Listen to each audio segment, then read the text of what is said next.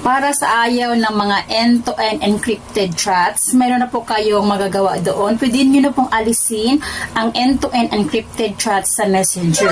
At meron na rin pong bagong mga updates ang Messenger kung saan pwede nyo na pong makikita yung mga videos and pictures mga 2 years to 3 years ago. Kasi meron na pong memories. Sundan nyo lang po ang tutorial na ito.